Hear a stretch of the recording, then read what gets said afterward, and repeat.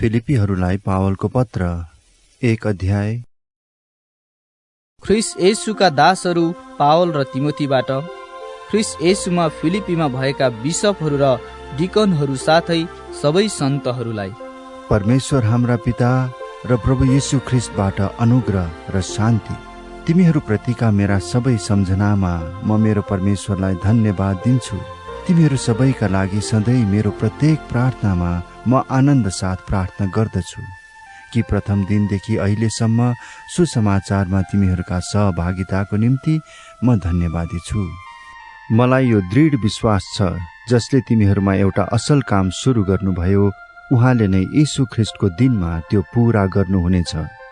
तिमीहरू सबैका निम्ति मैले यसरी ठान्नु उचित छ, किनकि म तिमीहरू सबैलाई मेरो हृदयमा राख्दछु। किनकि मेरो कैदमा र सुसमाचारको सुरक्षा र समर्थनको काम दुवैमा तिमीहरू मसँग अनुग्रहका सहभागी भएका छौ। किनकि परमेश्वर मेरा साक्षी हुनुहुन्छ कि कसरी ख्रिस्ट येशूको प्रेमले म तिमीहरू सबैका निम्ति तिर्सना गर्दछु। मेरो प्रार्थना यही छ कि ज्ञान र अन्तर्दृष्टिमा तिमीहरूको प्रेम झन झन प्रशस्त हुँदै जाओस्। यस हेतुले कि जे उत्तम छ सो तिमीहरू खुट्याउन सक र ख्रिस्टको दिनको निम्ति शुद्ध र दोषरहित रहन सक। परमेश्वरका महिमा र प्रशंसाको निम्ति यीशु ख्रिस्टद्वारा आउने धार्मिकताका फलले तिमीहरू भरिपूर्ण हो। भाइ हो, तिमीहरूलाई यो थाहा होस् भन्ने म चाहन्छु कि म माथि आइलागेका कुराहरूले वास्तवमा सुसमाचारलाई अघि बढाउने काम भएको छ। यहाँसम्म कि महलका सारा गारद र सबै बाँकी कहाँ पनि मेरो कैद ख्रिस्टको निम्ति भएको हो भन्ने जाहेर भएको छ। धेरै जसो भाइहरू मेरो कैदले गर्दा प्रभुमा साहसी भएका छन् र परमेश्वरको वचन बिना डर बोल्नलाई झन आँटिला भएका छन्। कसैले साँच्चै डाह र सेखीले तर अरूहरूले सद्भावले ख्रिस्टलाई प्रचार गर्दछन्। सुसमाचारको सुरक्षाको निम्ति म यहाँ छु भनी जान्नेहरूले यो काम प्रेमले गर्दछन्, तर सेखी गर्नेहरूले चाहिँ मलाई कैदमा कष्ट थपिदिने विचार गरेर शुद्ध मनले होइन तर स्वार्थको भावनाले ख्रिस्टको प्रचार गर्दछन्। जे होस्, मूल कुरो यही हो, हर किसिमले चाहे बहानामा चाहे सत्यमा ख्रिस्टको प्रचार गरियोस् र यसैमा म रमाउँछु।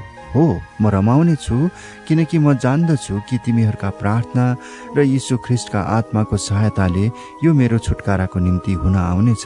मेरो उत्कट प्रतीक्षा र आशा यो हो कि म कदाचित लज्जित हुने छैन, तर ममा प्रशस्त साहस हुनेछ र सधैँ झैँ अहिले पनि मेरो शरीरमा ख्रिस्ट सम्मानित हुनुहुनेछ, चाहे मृत्युद्वारा होस् अथवा जीवनद्वारा। किनकि मेरो निम्ति जिउनु ख्रिस्ट हो र मर्नु लाभ हो। यदि शरीरमा नै जिउनु हो भने मेरो निम्ति त्यो फलदायी परिश्रम हुनेछ। तर पनि मैले कुन चाहिँ चुन्नु पर्ने हो त्यो म भन्न सक्दिनँ। म त दोधारमा परेको छु, बरु बिदा भएर ख्रिस्टको साथमा हुने इच्छा छ, किनभने यो धेरै नै असल छ। तर शरीरमा रहन तिमीहरूका खातिर झन आवश्यक छ। यस कुरामा निश्चित भएर म जान्दछु कि विश्वासमा तिमीहरूको प्रगति र आनन्दको निम्ति म जीवितै रहनेछु र तिमीहरू सबैसँग बस्नेछु। यस हेतुले कि म फेरि तिमीहरू कहाँ आउँदा मेरो खातिर तिमीहरूलाई ख्रिस्ट येशूमा गर्व गर्ने प्रशस्त कारण होस्।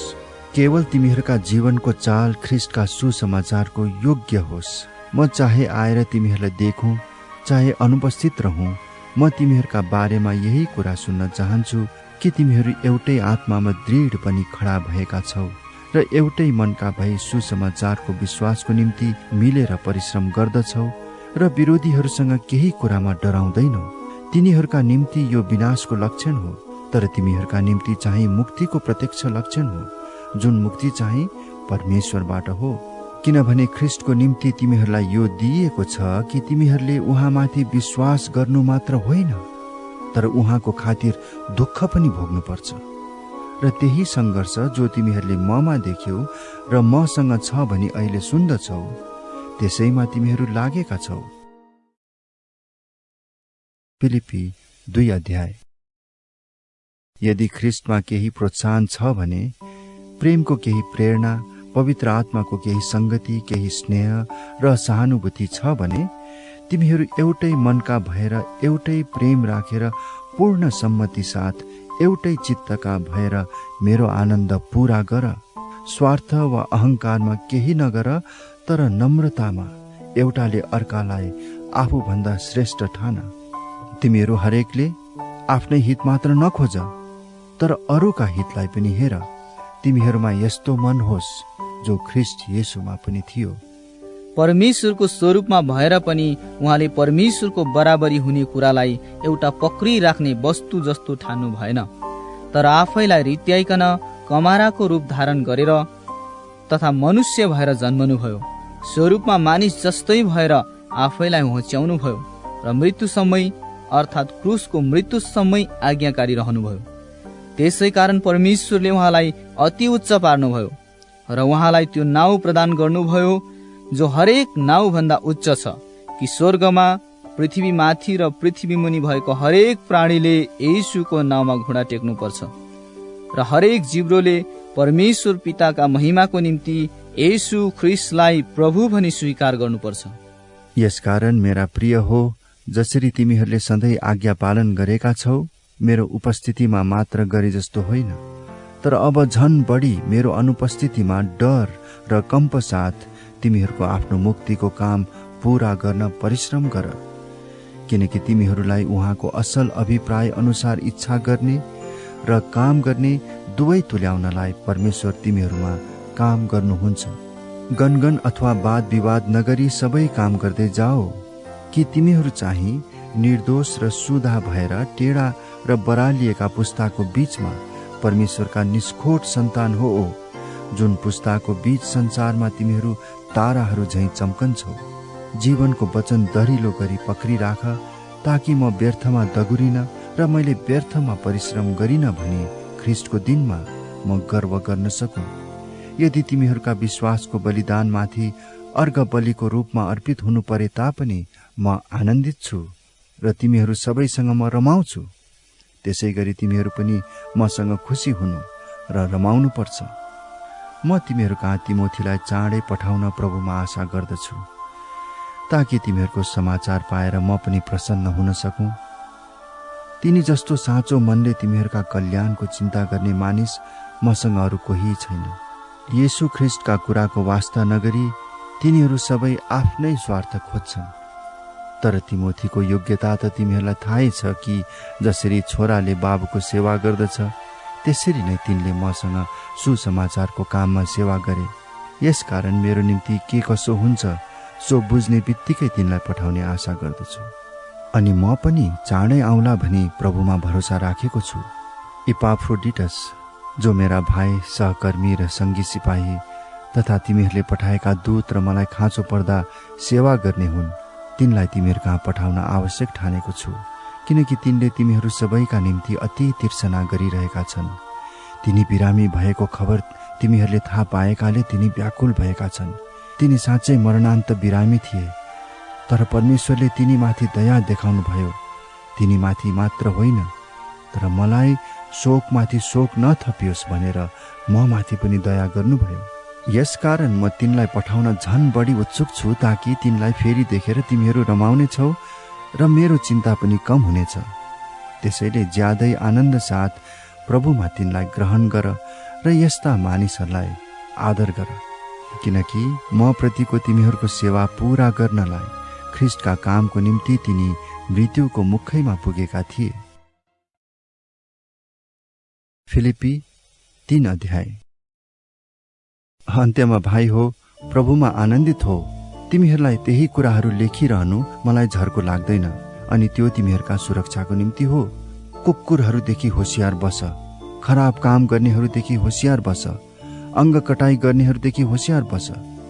किनकि परमेश्वरलाई आत्मामा पुज्ने र ख्रिस्ट येशूमा गर्व गर्ने र शरीरमा भरोसा नराख्ने साँचो खतना हामी नै हौँ।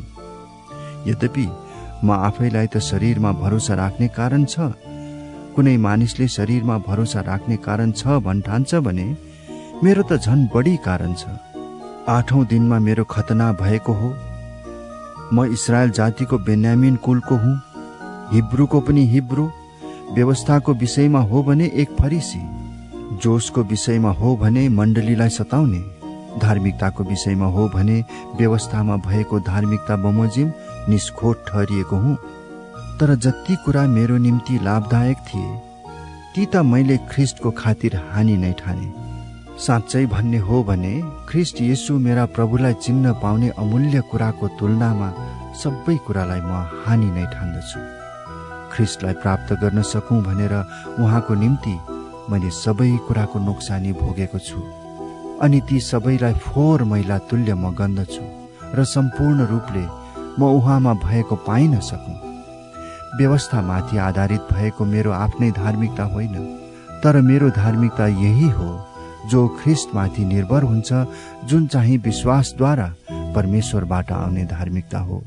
म उहाँलाई र उहाँको पुनरुत्थानको शक्ति जान्न सकूँ र उहाँको मृत्युमा उहाँ जस्तै भई उहाँका दुःख भोगमा सहभागी हुन सकूँ। सम्भव भए मरेकाहरूबाट म पुनरुत्थान प्राप्त गर्न सकूँ।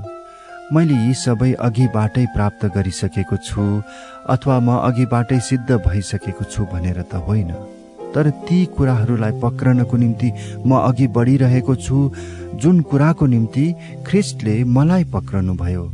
भाइ हो, मैले यी सब पक्रिसकेको छु भनी म ठान्दिन, तर म एउटा काम गर्दछु कि पछाडिका कुराहरू बिर्सेर र अगाडिका कुराहरूतिर जोडसँग लम्कँदै ख्रिस्ट येशूमा परमेश्वरको स्वर्गीय बुलावटमा पाइने पुरस्कारको निम्ति निशानातिर म जोडसँग अघि बढ्दछु। हामी परिपक्व हुनेहरू चाहिँ सबै यस्तै मनका हौं र तिमीहरू कुनै कुरामा अरू विचारका छौ भने परमेश्वरले तिमीहरूलाई त्यो पनि प्रकट गरिदिनु हुनेछ। केवल हामीले जे प्राप्त गरिसकेका छौं त्यसमा दरिला भई बसौं। भाइ हो, तिमीहरू मेरो अनुकरण गर्नेहरू हो। हामीमा तिमीहरूले देखेको नमुना अनुसार जिउनेहरूलाई हेर। मैले धेरैपल्ट बताएका मानिसहरूका बारेमा फेरि पनि म तिमीहरूलाई रुँदै भन्दछु कि तिनीहरू ख्रिस्टका क्रुसका शत्रुहरू जस्तै जीवन बिताउँछन्। विनाश तिनीहरूको अन्त्य हो, पेट तिनीहरूको ईश्वर हो र तिनीहरू आफ्ना शर्ममा गौरव गर्दछन् र तिनीहरूको मन सांसारिक कुरामा लागिरहन्छ। तर हाम्रो नागरिकता स्वर्गमा छ, त्यहाँबाट आउनुहुने मुक्तिदाता अर्थात् प्रभु यीशु ख्रिस्टको प्रतीक्षा हामी गर्दछौँ। उहाँले जुन शक्तिद्वारा सबै कुरालाई उहाँको अधीनमा ल्याउन सक्नुहुन्छ, हाम्रा हीन शरीरलाई आफ्नै महिमाको शरीर जस्तै हुनलाई परिवर्तन गरिदिनुहुनेछ। फिलिप्पी 4 अध्याय। यस कारण मेरा भाइहरू, म तिमीहरूलाई माया गर्दछु र तिमीहरूको चाहना गर्दछु। तिमीहरू मेरा आनन्द र मुकुट हौ। मेरा प्रियहरू, यसरी नै प्रभुमा स्थिर रहो। म इयोदिया र सुन्तुखेलाई प्रभुमा एउटै मनका हो भनेर आग्रहपूर्वक बिन्ती गर्दछु। विश्वासी सहकर्मी, म तिमीलाई पनि अनुरोध गर्दछु कि यी स्त्रीहरूलाई मद्दत गर, किनकि यिनीहरूले मेरो साथसाथै सुसमाचारको काममा क्लेमेससँग र मेरा अरू बाँकी सहकर्मीहरूसँग परिश्रम गरेका छन्, जसका नाउँ जीवनको पुस्तकमा छन्। प्रभुमा सधैँ आनन्द गर। म फेरि पनि भन्दछु, आनन्द गर। तिमीहरूको सहनशीलता सबै मानिसहरूलाई थाहा होस्, प्रभु नजिकै हुनुहुन्छ। कुनै कुरामा चिन्तित नहो, तर हरेक कुरामा प्रार्थना र निवेदनद्वारा धन्यवाद सहित तिमीहरूका बिन्ती परमेश्वरमा जाहेर होउन् र समझले नै भ्याउन नसकिने परमेश्वरको शान्तिले तिमीहरूका हृदय र तिमीहरूका मनलाई येशूमा रक्षा गर्नेछ। अन्त्यमा भाइ हो, जे कुरो सत्य छ, जे कुरो आदरणीय छ, जे कुरो न्यायसङ्गत छ, जे कुरो शुद्ध छ, जे कुरो प्रेम योग्य छ, जे कुरो कृपामय छ, यदि केही श्रेष्ठता प्रशंसाको योग्य केही छ भने यिनै कुराका विचार गर। तिमीहरूले जुन कुरा मबाट सिक्यौ र ग्रहण गर्यौ र सुन्यौ र ममा देख्यौ त्यही गर र शान्तिका परमेश्वर तिमीहरूसँग हुनुहुनेछ। म प्रभुमा साह्रै आनन्दित छु कि अब धेरै दिनपछि म प्रति तिमीहरूको वास्ता फेरि पलाएको छ। तिमीहरू साँच्चै मेरो निम्ति चिन्तित थियो, तर तिमीहरूलाई मौका मिलेन। खाँचो पर्यो भनेर मैले गुनासो पोखाएको होइन, किनभने जुनसुकै परिस्थितिमा भए पनि त्यसमा सन्तुष्ट रहन मैले सिकेको छु। कसरी होचिन र कसरी बढ्न म जान्दछु। परिपूर्णतामा होस् वा भोक प्यासमा होस्, प्रशस्ततामा होस् वा अभावमा होस्, सबै परिस्थितिमा सन्तुष्ट रहने रहस्य मैले सिकेको छु। जसले मलाई शक्ति दिनुहुन्छ उहाँमा नै म सब कुरा गर्न सक्छु। तापनि मेरो कष्टमा तिमीहरू सहभागी भयो, सो असल गर्यौ। तिमी फिलिप्पीहरू आफै पनि जान्दछौ कि सुसमाचारको सुरुमा म माकेडोनियाबाट बिदा हुँदा दिने र लिने काममा तिमीहरू बाहेक कुनै मण्डलीको सहभागिता मसँग भएको थिएन। किनभने थेसलोनिकेमा पनि तिमीहरूले मलाई एक पटक भन्दा बढी नै मेरो निम्ति सहायता पठायो। मैले भेटी खोजेको होइन, तर म त तिमीहरूमा यस्तो फलको आशा राख्छु जो तिमीहरूकै हिसाबमा जम्मा हुँदै जाओस्। मैले पाउनुपर्ने भन्दा बढी नै पाएको छु। एपाफ्रोडिटसद्वारा पठाइदिएका तिमीहरूको मिठो बासना भएको र परमेश्वरलाई मनपर्दो र ग्रहणयोग्य बलिदान पाएर म तृप्त भएको छु। मेरा परमेश्वरले आफ्नो महिमामा उहाँको सम्पत्ति अनुसार तिमीहरूको हरेक खाँचो ख्रीष्ट येशूमा पूरा गरिदिनुहुनेछ। अब हामीहरूका परमेश्वर र पितालाई सदा सर्वदा महिमा होस्। आमीन। ख्रीष्ट येशूमा हरेक सन्तलाई अभिवादन देऊ। मसँग हुने भाइहरूले तिमीहरूलाई अभिवादन पठाएका छन्। सबै सन्तहरूले र विशेष गरी कैसरका घरानाकाहरूले तिमीहरूलाई अभिवादन पठाएका छन्। प्रभु यीशु ख्रीष्टको अनुग्रह तिमीहरूको आत्मासँग होस्।